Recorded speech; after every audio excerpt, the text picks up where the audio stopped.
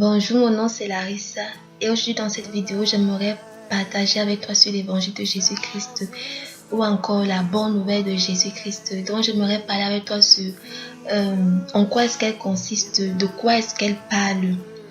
Et donc comme son nom l'indique, c'est une bonne nouvelle de la part de Dieu pour toi. C'est une bonne nouvelle de la part de Dieu pour l'homme, pour moi, pour tous ceux qui l'écoutent, pour tous ceux qui la reçoivent. Elle parle de l'amour de Dieu pour toi. Elle parle de l'amour de Dieu pour toi et comment est-ce que Dieu a démontré son amour pour toi.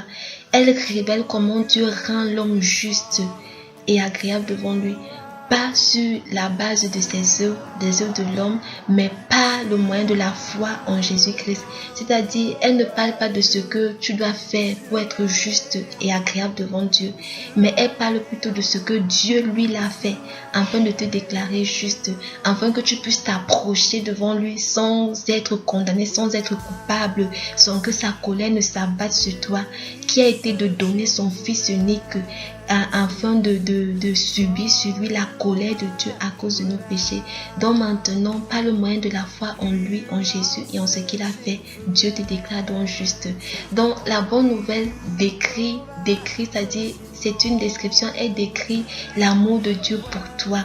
Elle décrit ce que Dieu a fait pour toi. Elle décrit de combien tu es important pour Dieu, de combien ta vie est importante et de combien le cœur de Dieu vraiment bat pour ta vie, bat pour toi, au point qu'il a accepté de supporter, de porter tous tes fautes, de porter tous tes péchés sur lui, afin que tu sois sauvé, afin que je sois sauvé, afin que maintenant ce péché, cette chose qui me séparait, qui te séparait de Dieu, ne puisse plus nous séparer de lui et que nous puissions maintenant avoir accès à sa présence à tout temps, en tout lieu.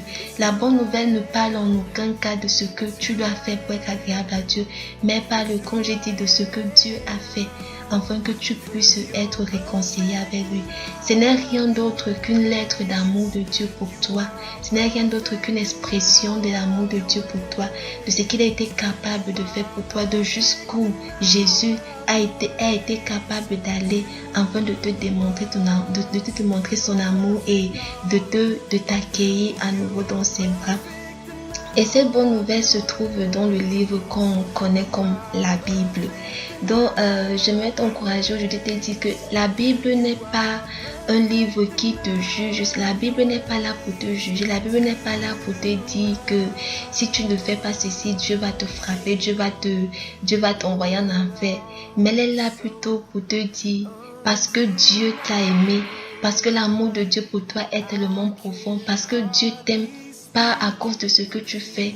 Dieu ne t'aime pas pour ce que tu fais, pour ce que tu es. Il t'aime parce qu'il a choisi de t'aimer. Donc elle est là pour te dire que Dieu t'a tellement aimé et aujourd'hui t'aime encore, qu'il a trouvé un moyen pour que le péché qui te séparait de lui, le péché qui te séparait de sa présence soit ôté, qui a été de punir ce péché dans le corps de son Fils Jésus-Christ, qui a été qu'il a accepté de mourir lui-même sur la croix, afin que nous puissions être réconciliés avec Dieu.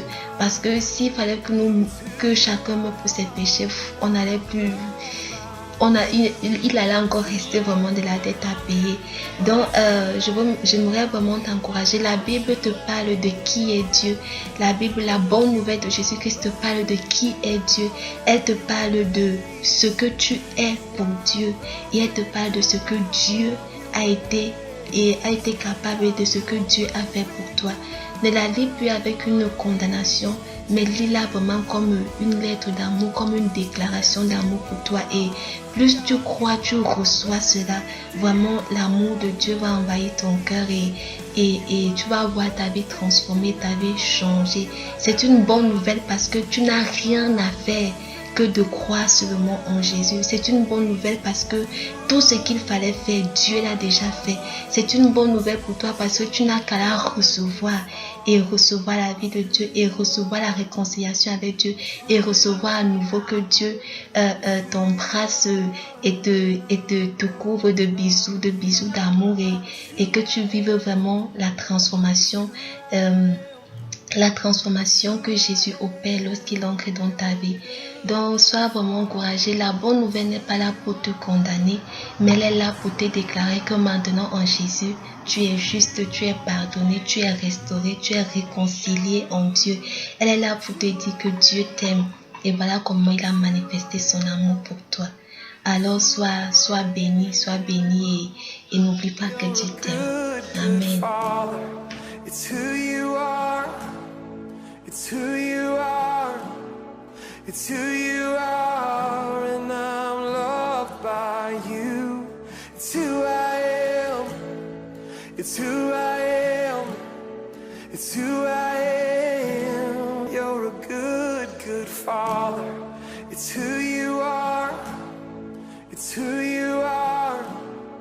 It's who you are, and I'm loved by you. It's who I am. It's who I am. It's who I am.